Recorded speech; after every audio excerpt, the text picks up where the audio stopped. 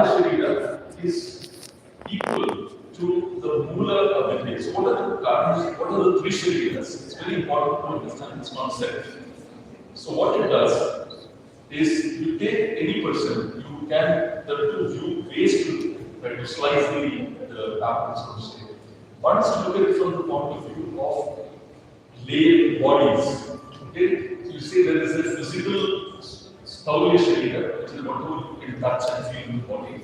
Then you have the energy layer, you might just say everything which is not touchable, right? That's the Sukshma, which includes not just the Panchavayus, as you see here, then you have the Panchapranas, the Panchavayus, the Panchakarmendriyas, and the 5 Tanmatras. So there is fundamental Sankhya philosophy. We can go into that if we have time, what these constitute, the 15. And so that 15 plus the 5 Jnanendriyas. This together we constitute 20. And then you go to Buddhi, Ahankara, Manas, and then you go to Purusha. So Chitta, as you see here, is something which is in yoga, Sankhya Yoga. You will see a lot of the Yoga Sutras, right?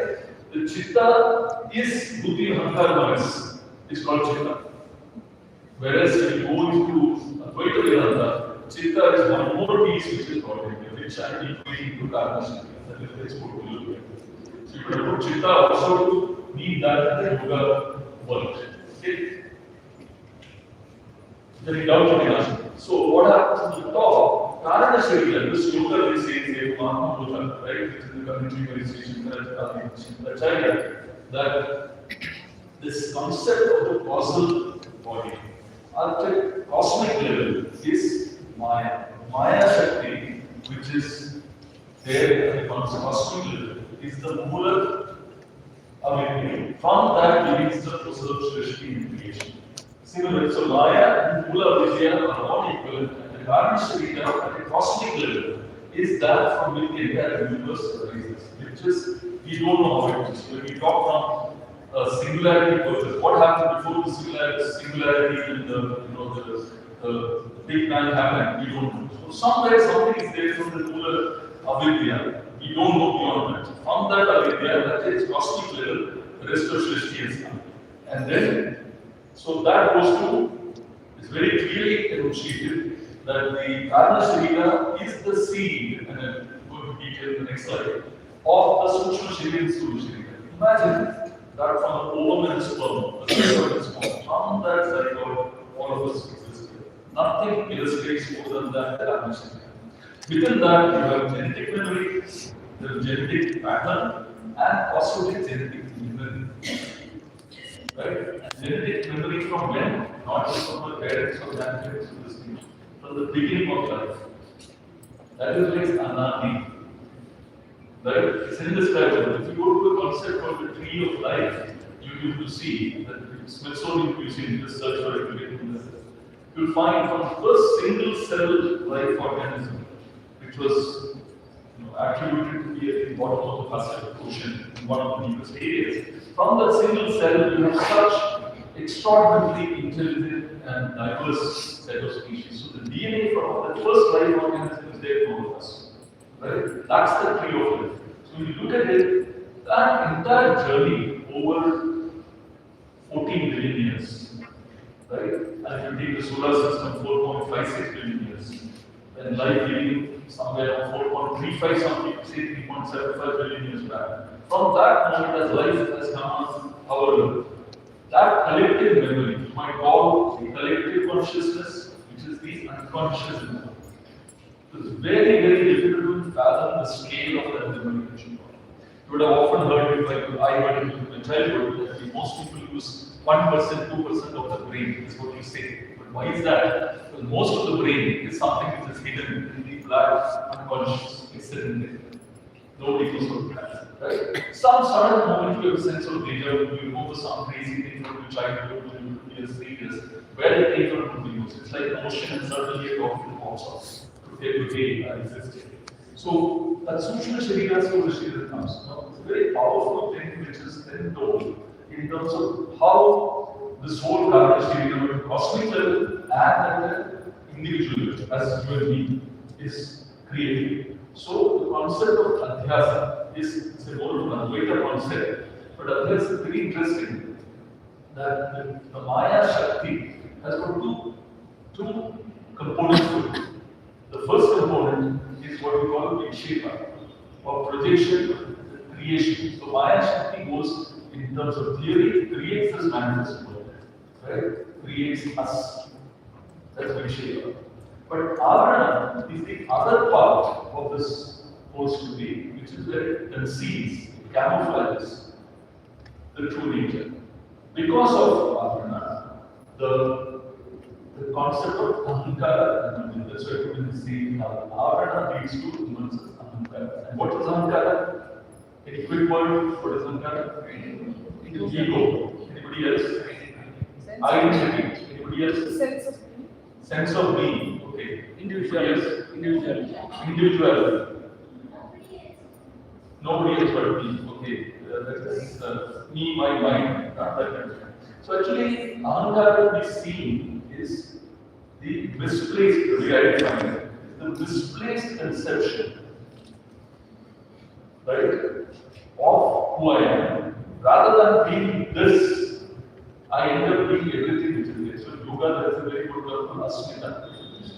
Right? I was born here, I got lived here, I like tea, I don't like coffee. This entire creation, which is my life, wants, my wishes, dreams, failures, crises, all of this which makes me asmita. That asmita becomes the basis of who I think I am. And that's a misplaced person, because what I am is my memory is not being fundamental, because every day as we say man is only animal which is driven by the past.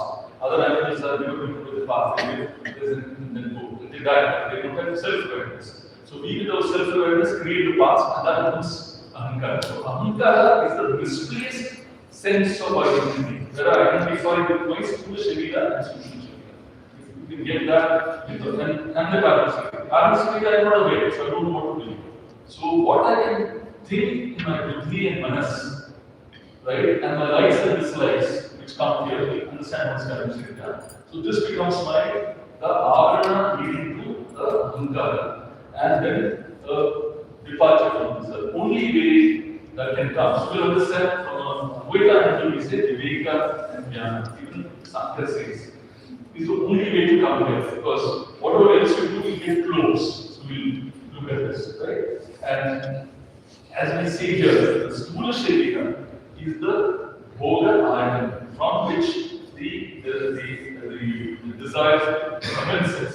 And Sukshma Sharira is the Bhoga sadhana, where you achieve that desire through that action driven by this thing. And Dharana Sharira, this is why Anandamaya Kosha, the very misleading term. A lot of people think the bliss sheet is I get to bliss sheet and I'm done, I've achieved what I need to achieve. The bliss sheet is actually not there. Okay, it's like going to one place thinking I need my destination. You can't first of all reach there, you're always there in the Dharana Sharira. But it is ineluctable, it's unreachable. But the bhokta, the enjoyment or the trauma of not achieving what one has to do, the raga and the dvesha, both these go in, they settle down in the Karma Sharira. So it becomes a repository of all my actions, memories, and whatever exists. So this whole concept of Karma Sharira and Anandamaya Kosha, I just want to delve in properly because it will not. So yoga, Ayurveda, Veda, etc. is based on the concept of Sadhana, which means the effect is inherent to the cause. Right? So you put a seed, the full grown tree comes from that seed. Clear? Similarly, from the zygote, you are also having this. So in that sense, the explanation for everything you see in nature is immanent in the inherent seed which is there. So that's the Karma Sharira. Right? Nothing new is brought into existence or produced in the rules of creation, because everything is already there, there's nothing to create, it's already just manifested. And so the cosmic level at the individual organism level, and as I told earlier, even Sthula and Sukshma Sharira. Once again, are people clear about Sukshma Sharira? Sthula is everything in touch and feel. Sukshma is the subtle area where my body functions, right? The energy lines flow through my body, right? The nerve signals, the metabolic processes. So we have the Panchavayus, for example, which is the prana, udana, samana, vyana, and the samana. So they control different parts of function of the body. So if you take that, then it comes further and then it becomes indriyas and all the elements, 24 dhammas. So karanas as per Sankhya, right, can be talked in terms of the nimitta karana, we come to this, the samavai and asamavai karanas. It's interesting to know. Things that you believe is the cause are not the proximity. You just right there when you see. Or if you make distant, you don't connect it. You see a defect, you see a cause, and you don't connect it. And nimitta karana is the actual instrumental effect. So from an Ayurveda perspective, we say the dosha changing, the nidanas changing, you know, nidanas, which are basically the root cause of behaviors or the root cause factors, the etiologies which lead to disease. The nidanas become the nimitta karana, the actual producer of the disease. From there, it will go and do what is called the dosha sammochana. And the samavai karana is the BPK. So the vata pitta changing is the samavai karana, okay, which is directly you can see. But the asamavai karana is dosha sammochana. So it is not inherent to the thing. So it's not direct. The material cause has become an instrumental cause leads to the material cause, and then to the non-inherent cause. You see the process. The only time we return to Karana Sharira is when we are in Sushumna, three states of sleep, you know, Jagrat and Swapna and Sushumna. So deep sleep, we go back, but it has been called Anandamaya Kosha and it becomes a misnomer. People assume that the Vrishti, when I am in sleep, I am in deep sleep, I am in bliss, does not mean that that is an ideal place to be. Right? There is go beyond that. Why?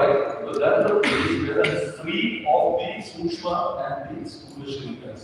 The first time when I am in the deep sleep, I am residing in that deepest dark layer which is the unknown, and nobody can do it. Although there are people telling modern neurologists saying that when you put neurological probes, you can see even in that deep sleep there are some slight movements. Normally, the brain moves only in REM sleep, and you know that real thing. But deep sleep earlier view was the brain is totally silent, but there's a bunch of things happening. As you know why it happens, but it's in this piece that the Kartatvam and the Bhoktritvam actually merge. So what is Kartatvam and Bhoktritvam? The sense of doership and enjoyership. Right? So that is leading to the Ahankara, if you see here. So I am doing this, I am this, I am doing this, and why doing this, what I benefit from is going to be to my benefit or for something leading me, my mind. That whole story is coming in. So Karana Sharira in that place is me, my mind, that space where it's going, reinforcing all those tendencies. Quickly, this is a rush. So I have the concepts and these are relevant. That what is there in the microcosm happens in us. So I think that's an extremely relevant knowledge framework. Yoga in its own way, you understand the mind is extremely, is mind-blowing so to say. But if you look at Ayurveda, the concept that anything that happens in nature you also have the seasons just as you find some of those patterns that you see. And why is that so? You'll understand. The Paramahamsa originally, as we look at it, the earliest slide, we came to the five Paramahamsa, Dharmantas, etc. All these 24 Dharmantas that we talked about, our ancestors said there was certain commonality between these five elements. So, I'm going to show this slide. So, you look at the macrocosm and microcosm, you can see at that level that the five elements, fire and water move together, water and earth move in a particular way together, air and ether move in a particular way together. Ether is space or akasha, right? So in that way, anything between that. So these comes together and then form the three doshas. So it's quite interesting. Chinese traditional medicine moved to the continues with the five basic elements as the deep system medicine. But our ancestors found that it is a better way to look at the doshas, and I'll come back to this. So the Vata Vitakapa is very, very interesting. I guess perhaps I will have to go into how to understand this because we won't have time. But tell you quickly that the combination we go, but basically look at Kapha as structure in the body. It's the best way to look at it. So I have no structure, I have no Kapha. Related to my kula or my group of people, if I have more structure, I have more Kapha. If I have more Vata is function. Anything which functions in the body is you do.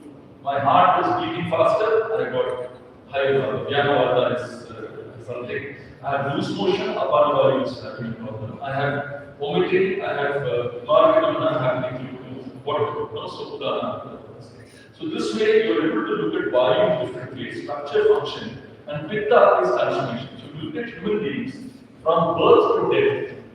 Or right, and Ayurveda looks at it from conception or preconception, planning for conception, conception, and the first trimester, and then through life, completely through life. It's able to envisage what is the right way to lead your life. But when we look at transformation from the time you're conscious and born, you're eating, you're breaking it down, breaking down what we eat, assimilating what is useful, excreting what is not useful, that which is assimilated is stored, and when I'm going to do work, physical, mental, spiritual, I need energy. That energy which is stored is broken down and done. Pitta is doing that along with Vata.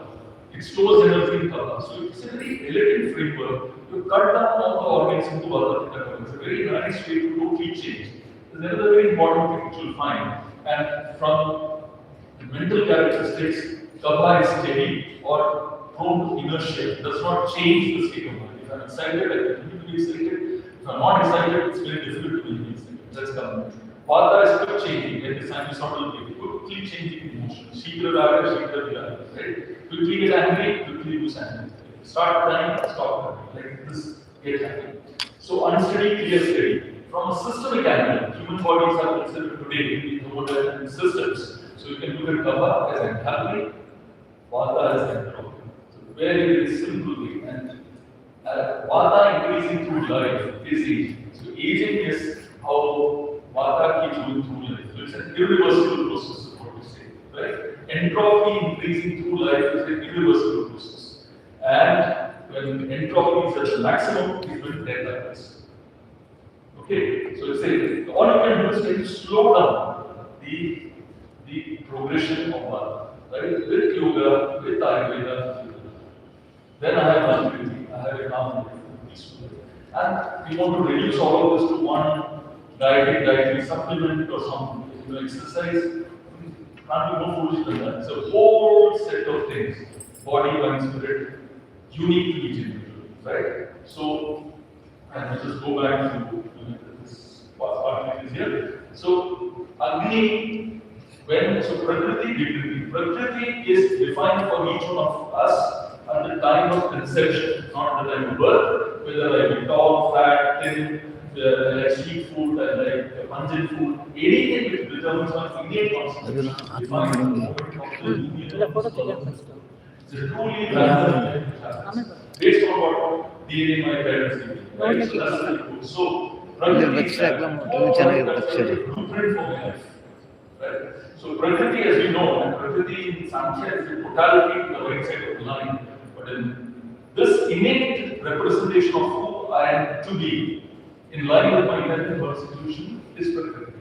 When there is a deviation from my innate constitution, in that as I find, it's going to be mistake with my innate constitution. Prakriti can take it as mistake with my innate constitution. I'm going too fast. Is it okay? Too fast. Fast. Too fast. Yes. Thank you. I want to complete some things or some interesting things now. So maybe I'll just pause here for a second. This is important to know. So when you look at macrocosm and microcosm, you have to understand we come from nature. There's complete cycles of nature. Have you ever looked at why the tides come the way they come? The tides come in a particular cycle. You have the new moon every 28 days. So life on Earth came through this unique balance between environment and human beings. That which learned to adapt and to live in harmony with that continues to exist today. The those species which did not learn to live in rhythm and harmony have become extinct. Right? So you can see any aspect of human life is so, or any animal life is so attuned to nature, right? Including how we sow our seeds when they harvest. It's a complete intricate magical world that's happening, orchestrated by somebody unknown, right? So when you look at the Prakriti, Swasthya is the restoration of Prakriti from a person who is in Prakriti. Right? This is a simple way you should take person from a deviated state to my natural state. Agni, Amma, Dhammusu. Very important to really understand. Agni is not metabolic fire. Right? And Agni in Vedic terms also talks about the medium to connect the individual soul to the higher. Right? So Agni, when you do a homa, is connecting the lower, it's a pathway, medium to connect. But Agni in me, it's a Chakra, it's not. And I put that food. The food is nourishing my body and mind. Why I bring this up? When you have incomplete digestion. So Agni has 4 states of balanced state. Okay, how to understand? It's called Samadhi. It's called something called Mandagni. Most of the world refers to something called low Agni. Right? The fire is low. So imagine I have a small candle flame and I'm going to put a big category of oil on top of it. That Agni dies. But I put Agni, I put a big category of heat on it, it will flare up. Right? So the world today is having Manda. Most of the diseases we see today in the world is due to Manda. There's another third Agni called Vishama, which is a confused Agni. It does not know should I be high or low, and I should be having hunger at lunchtime. I have no hunger. Later, when it should be high, it is low. So it's a completely mixed up, confused Agni. It's Vishama. A lot of people have late shifts and unusual eating. I drink a cup of cappuccino just before lunchtime. Then my meal is gone. Things like that. Lastly, Tikshna, very high level. Some people have that too. So the Agni not being proper leads to incomplete digestion. So the beginning of disease in Ayurveda, right, will come to mental and spiritual, begins from incomplete digestion. That comes due to a mismatch between my digestive fire and the food.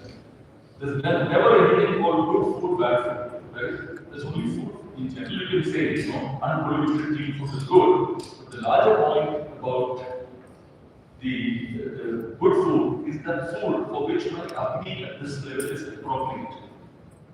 Not clear. The food has to be digestible for my level of Agni. So can I know what my Agni is? Can I eat in accordance with that? Then it becomes good food.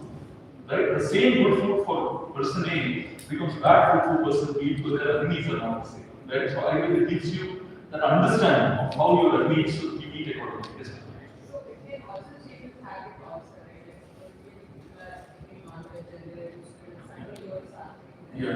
Yeah. So the point is that habits is half the problem, right? So both the habits you have change, but the larger part is nothing to do with non-veg, etc. It's what my Agni is used to eat, right? So what it used to eat, so I'm a Scandinavian, I eat raw meat.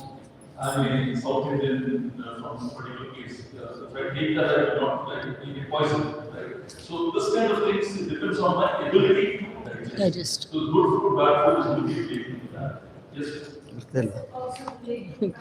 ಇಲ್ಲಿ place ಅದು ಸರಿ ಇಟ್ಕೋಬೇಕು ನೋಡಿ.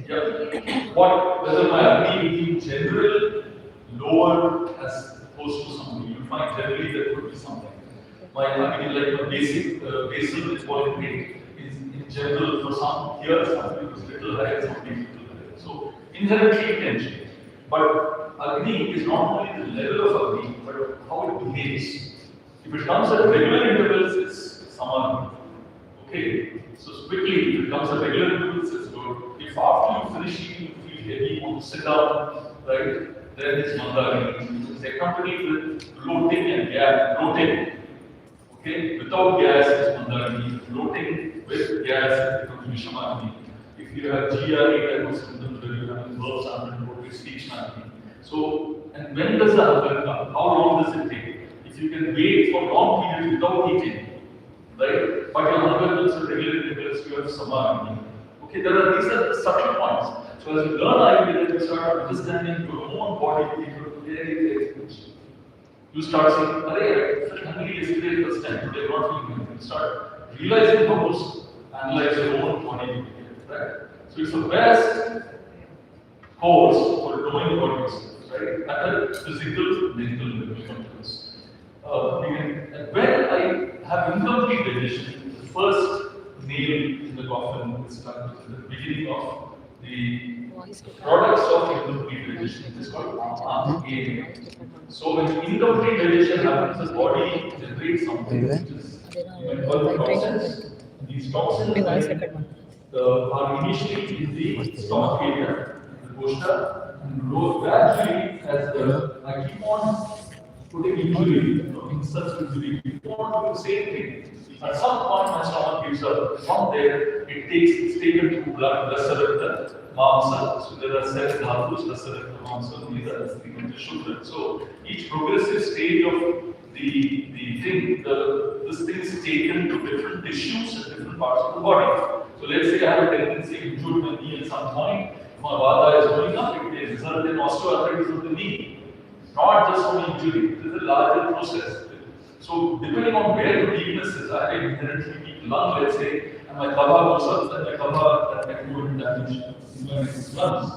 Asthma, other things will come down. This is a two different. So Ama is the basis which goes to the dhatu, and the most powerful framework focus, which most people know, which is rather than look at organs in the body, either it should be to connect systems in the body. There are 13 subsystems, right? So from the mouth to the anus is Annavada surface. Pranavada surface is everything where the breath goes, plus it does something similar to the digestion. But fundamentally, where the prana goes, right? The movement of the prana. So that is Pranavada surface. So this is very elegant. When you have a problem at any part of the body, you are able to connect disparate points, totally different points, and connect them because the focus is allowed you to connect. Whereas modern constructs are so far focused, it's only looking at what's happening at the global point. We call it Sthanika Samprapti. At that particular point, I have an area to do it. So give an example. When you have osteoarthritis of the knee, the treatment is very little here. It is edema, some people the vata will not give it. Align the vata. You do very good edema and then the pain will go. Parkinson's, you are trying to treat the pain. Ayurveda does nothing in the pain, virtually nothing. Once you do the vata alignment and do the shuddhikaran of the pitta and kapha, which is removed,